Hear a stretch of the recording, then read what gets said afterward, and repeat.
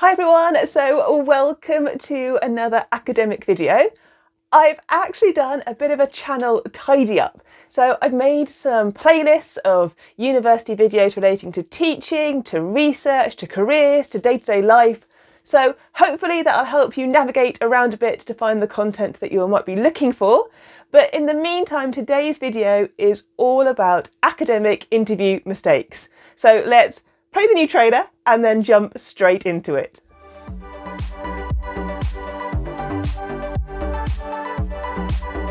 If you're new then, my name is Caroline. Welcome to the channel.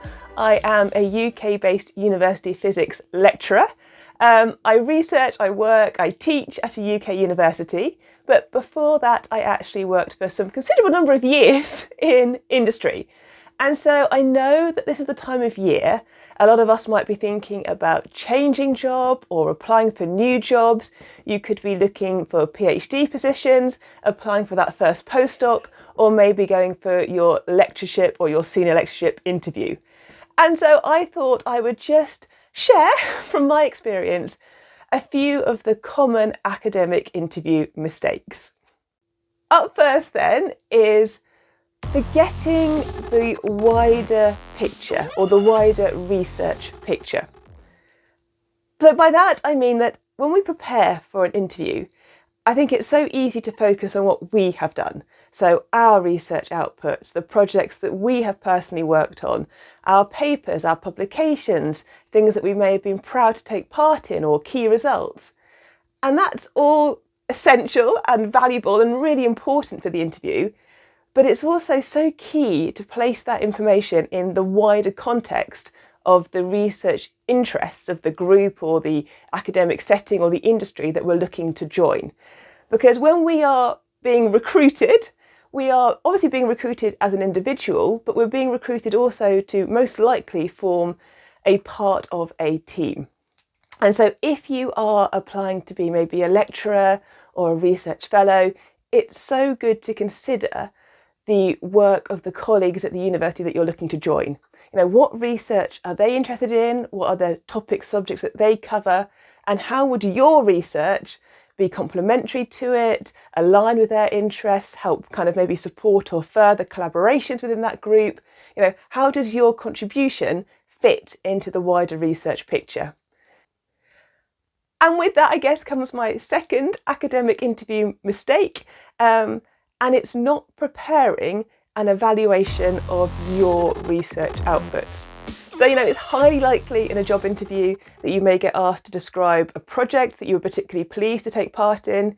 You might get asked what your most significant paper output is, which paper you think has contributed least to your research field that you've written.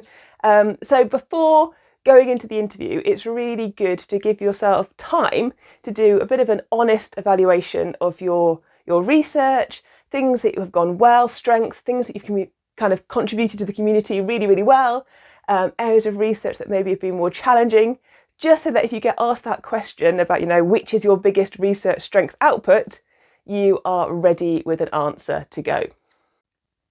My next academic interview mistake is forgetting to consider skills that you may have picked up from outside an academic setting that may be relevant to the job interview.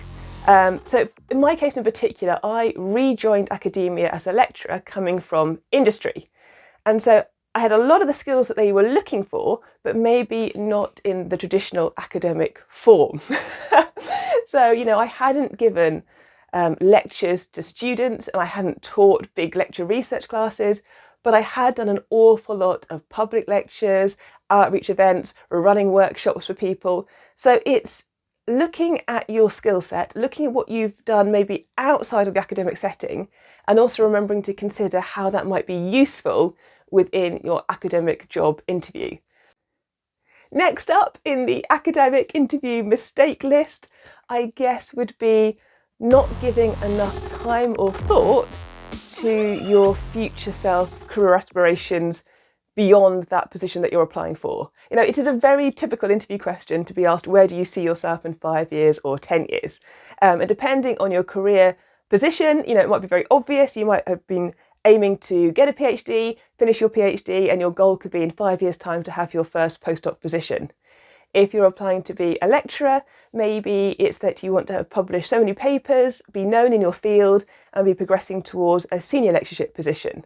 So wherever you are, whatever career stage you are, I think it's just really worthwhile really thinking a little bit about where do you see yourself in 5 years' time, and also the things that you're going to put in place to let you get to reach that objective. You know, it's one thing saying I want to be in position X, but it's a much better answer if you can say I want to be in position X and I'll be looking within the next few years to do this, this and this to help me achieve that goal. And my final academic interview mistake is not asking any questions at the end when you get the opportunity by the interviewer to ask any questions that you might have. So you don't obviously want to make up an artificial question, but if you have an engaging question, it can show that interview panel that you are really interested and committed to taking on that job if the offer were to be made to you. So it could be something about the structure, it could be about the management of the position, it could be about the way that the research is allocated or how funding is allocated internally within the department. It could be about the opportunities to have departmental support for academic travel. It could be about the local geography of the region. You know, there's any number of questions we can ask at the end of an interview. And I think having one or two in your back pocket ready to go shows that you are committed and interested in that position that you're interviewing for. Right, so that is my start to the new year. I am about to enter exam and marking season at the university. I've actually started a monthly blog post. I will pop a link to it in the comments. It's just another space that we can, you know, share academic adventures throughout the year. But if you're new to the channel, this is a completely academic focused, university focused content channel. So we discuss working at universities, careers at universities, the ups and downs of working at a UK university. So if it's something that you might be interested in, please do hit subscribe, join the channel. I post a new video every Monday. I hope the year has started well for you, and I will see you next Monday for another academic video. Bye.